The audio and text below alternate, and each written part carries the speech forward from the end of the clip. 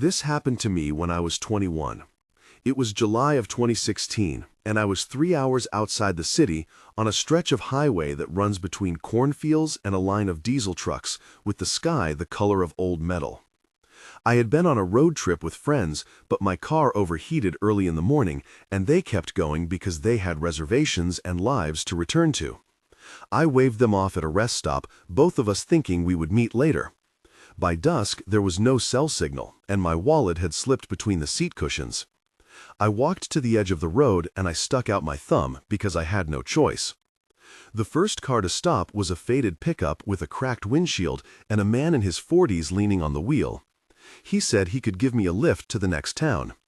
I climbed in, my backpack in my lap, the smell of motor oil and stale cigarettes filling the cab, and whatever relief I felt at being off the shoulder was immediately tempered by a small thing I noticed in the rearview mirror. His eyes stayed on the road, but his lashes did not move for a long time. He hummed under his breath and tapped the steering wheel with a fingernail. The radio was off. There was a sticker on the dashboard with a phone number and the letters Tom in blocky font. I told him the name of the town, he nodded, and when the pickup eased onto the highway, I felt the small, stupid hope that I was finally safe. I would be lying if I did not say a knot formed in my throat when he took an exit that did not lead toward any town lights. I asked him if he had taken a wrong turn, and he said in a voice that was too casual, "I know a shortcut." That night, I learned how fast a shortcut can turn into a trap, and how a tiny detail can become the difference between being found and disappearing. I need to back up a little so you understand why I was easy prey that night. I grew up on the edge of town with parents who worked double shifts and a sister named Anna who could fix anything mechanical. When I was 16, I left home for college 3 states away, and for the first 2 years, I survived on night shifts at a diner and cheap textbooks. I learned to trust strangers when my car died in the snow one winter and a woman named Lily pulled over with a thermos and a blanket. That memory made me less suspicious, not more. At 19, I hitched across 2 states to see a friend named Tom and slept on a camper couch and thought the world was an endless network of people who would help. By 21, I had been praised for my independence so often that I started to confuse pride with survival skills. I was the person who would volunteer to drive at midnight because I did not want others to be alone. I had built a backstory of courage and resourcefulness that night became brittle. In the weeks before the trip, I had also been reading a true crime series hosted by a documentarian called Dr. Evans, who chronicled missing people along back roads. I thought that knowledge made me safer. Instead, it left me cataloging possible threats out loud under my breath as we drove, and it made me slower to act because I was picturing scenarios instead of running from them. Small details mattered more than I imagined. The angle of a rearview mirror, the cadence of a laugh, the way someone's hand rested on the gear shift. That blind confidence is part of why I stuck my thumb out on a highway and why I climbed into a truck with a man who said his name was Mike. The pickup smelled of grease and cinnamon gum. The air was humid and my shirt clung to the small of my back. The headlights cast a tunnel on the road, and crickets sounded like a single instrument tuning up outside. I tried to keep my breathing slow. I asked Mike where he was headed, and he said, "Home." He asked me where my friends were. I said, "They drove on." He said, "That happens a lot these days." He told me he had a daughter, and he breathed the word out like a kind of proof. He asked me if I wanted water, and I said yes. He reached back with a bottle, and his arm brushed mine, and the skin there felt suddenly electric like a wire. At a stoplight, he turned and said, "Are you sure you will be okay alone?" I laughed and said I had been okay before, and that I was used to being alone. He smiled like he understood the admission better than I did. Then his smile shifted, and the truck took that wrong exit. I felt my pulse in my throat. The radio stayed dead. The trees next to the road pressed close enough to block the stars. I reached for the handle between the doors, but my fingers met the cold plastic of a lock. The lock moved, but the door did not open. Mike looked at me in the mirror, and his eyes were empty in a way I had never seen before. He said softly, "You should not have been so brave," and then he laughed. I banged on the window. He spoke, and I answered 7 times back, more because air filled the room between us than because I had any hope of convincing him to let me out. He said, "Where are you really headed?" I said, "Home, please, I need a phone." He said, "Did your friends leave?" "You for a good reason," I said. "They had to go, they had reservations. I will pay you for a ride." He said, "Money is not the issue for me." I said, "Please, just let me out here." He said, "Not yet. Calm down. I will scream if you do not stop." He said, "Screaming won't do much out here." I said, "If you touch me, I will bite. I will fight." He said, "I like when people fight. It makes them interesting." I said, "Why are you doing this? Please." That exchange lasted only minutes, but it was dense like a storm cloud. The sounds around us shrank to the tick of the turn signal and the engine. I tasted copper in my mouth, and the leather seat was sticky under my palms. I remember the smell of his cologne, tobacco, and a faint floral that did not belong in a truck. He kept glancing at the rear view, as though checking for someone else.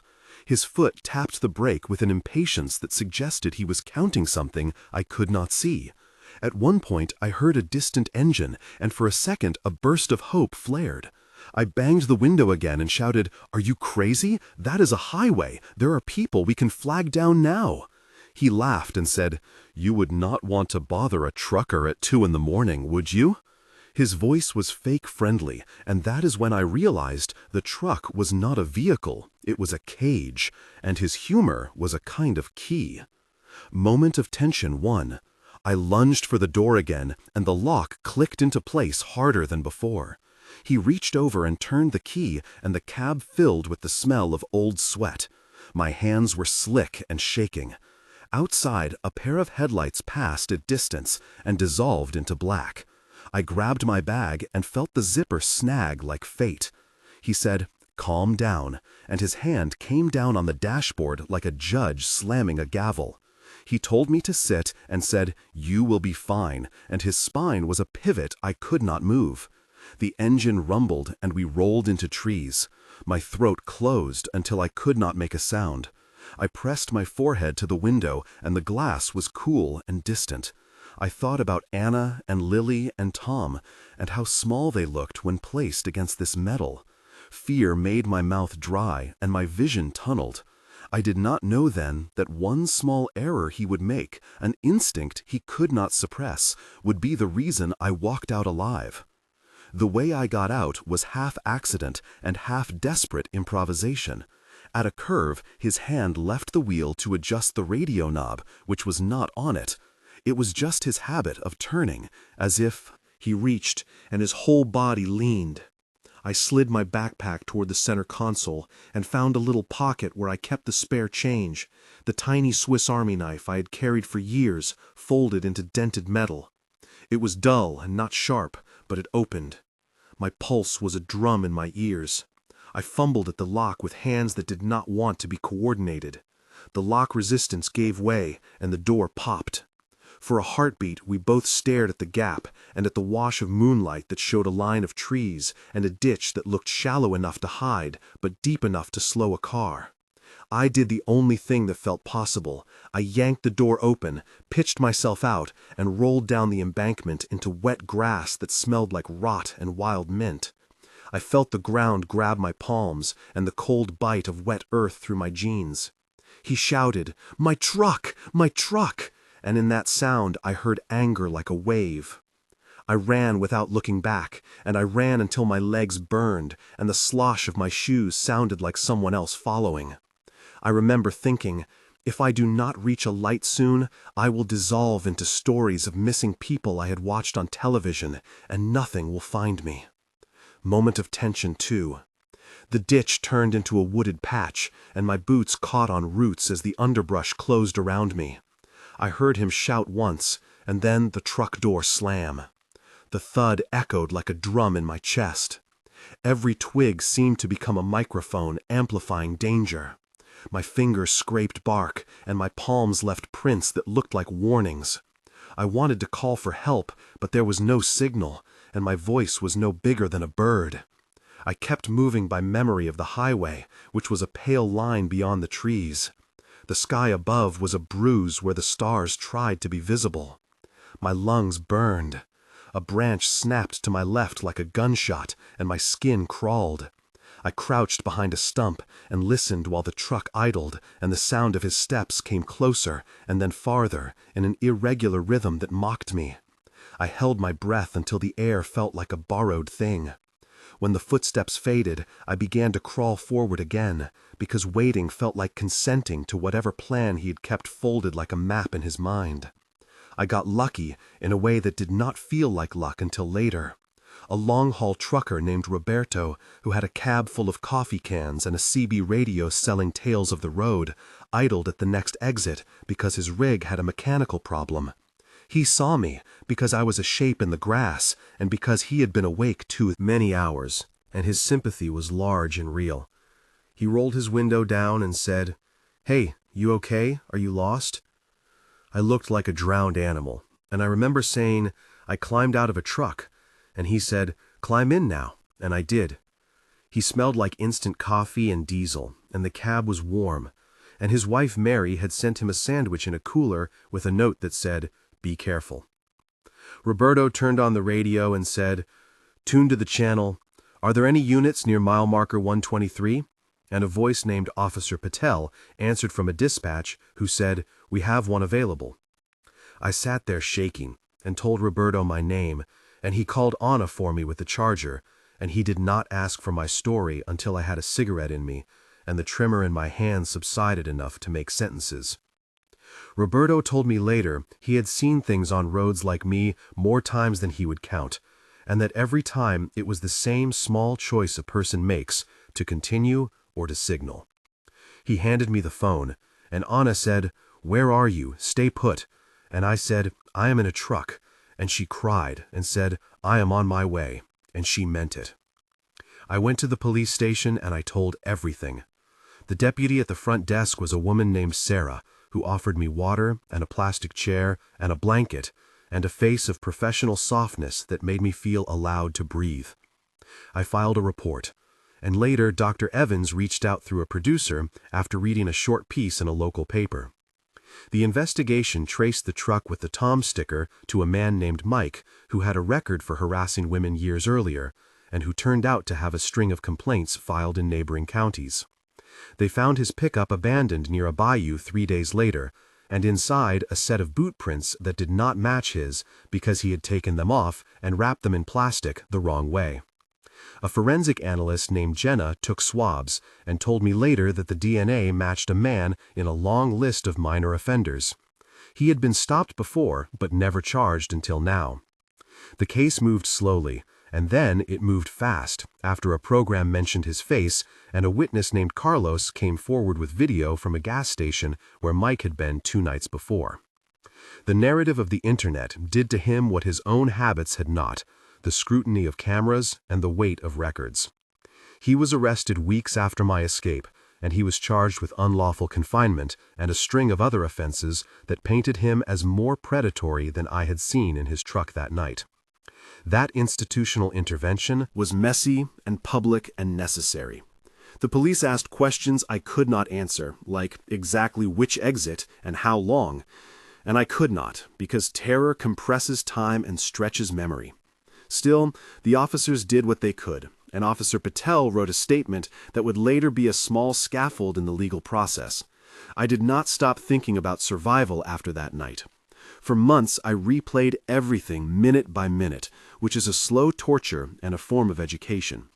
I spoke to a counselor named Dr. Kim who taught me grounding techniques and to name 5 things in the room when I felt panic. I met with a forensic psychologist on Dr. Evans's show who explained predator selection patterns and why hitchhikers are targeted because they present an imbalance of power, and because sometimes people like to test boundaries. I also met other people who had stories that echoed mine. There was a college student named Jenna who had been picked up by a couple of women and nearly kidnapped in a gas station bathroom. There was a woman named Lily who I had met years earlier whose thermos had once been the reason I lived through a snowstorm. There was Tom, who still called and asked if I wanted to go on a drive sometimes, and who offered to join on late-night trips so I would not be alone. These people became my fragile network.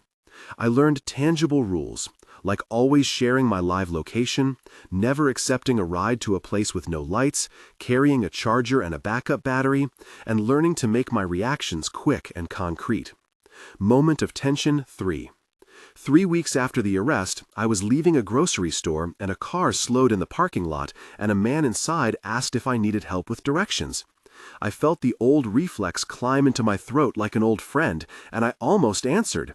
And then I remembered the way the light catches a face in a mirror, and how easy it is to forget training when your instincts want to be polite.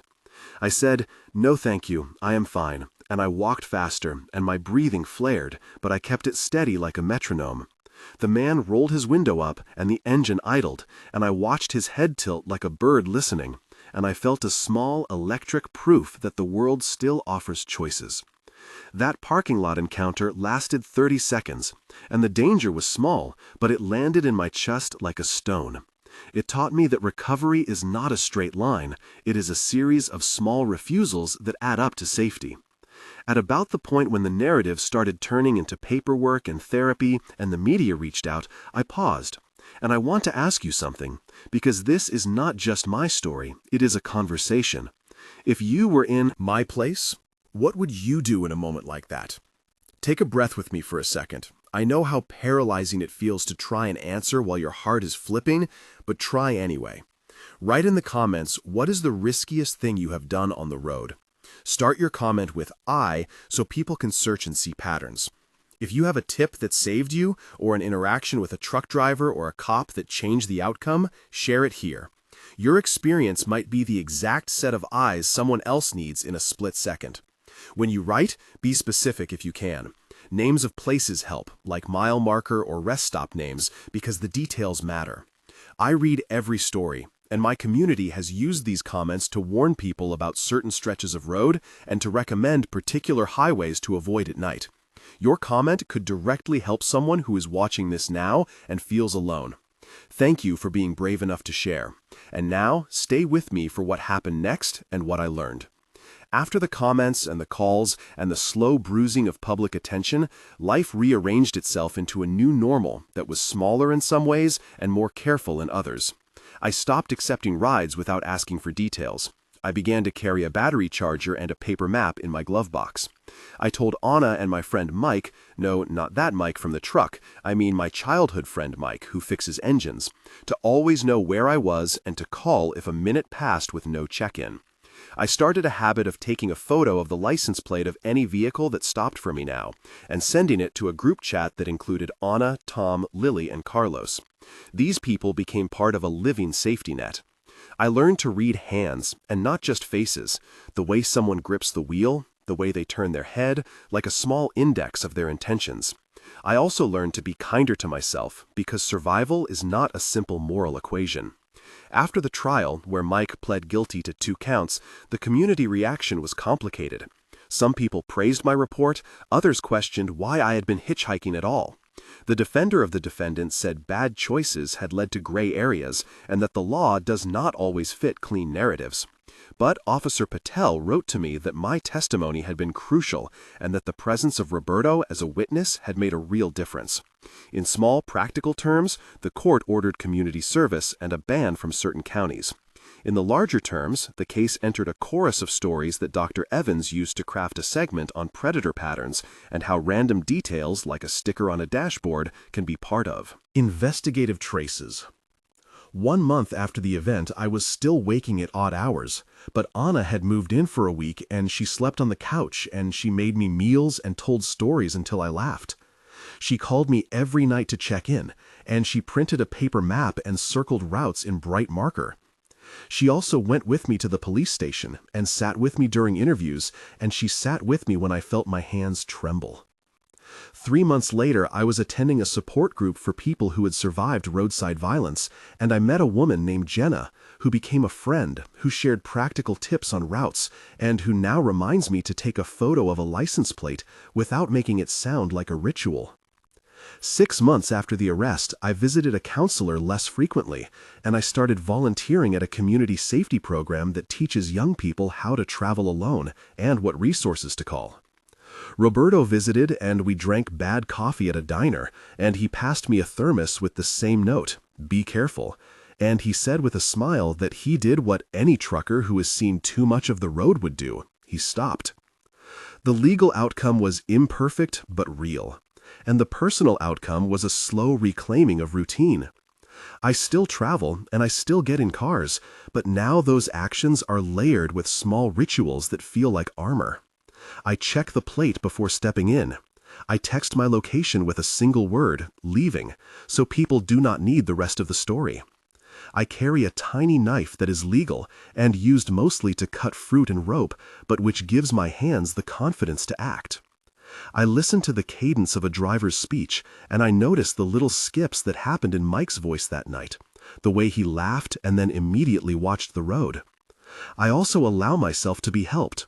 I accept rides from friends who know my name and who ask where I will be and who tell me to call if anything changes.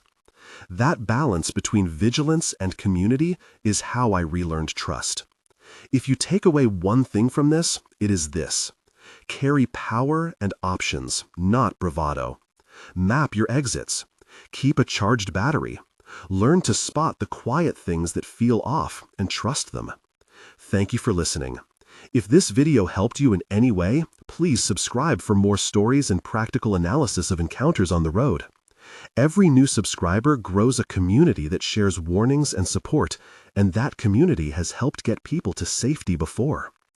If you want more resources, I have links below to roadside assistance programs and national hotlines, and a list of routes and rest stops to avoid at night. For now, remember that the road can be both a place of freedom and a place of risk, and that the smallest detail noticed at the right time can be the thing that brings you back. The night is full of shadows, but learning how to read a shadow can be a light in itself.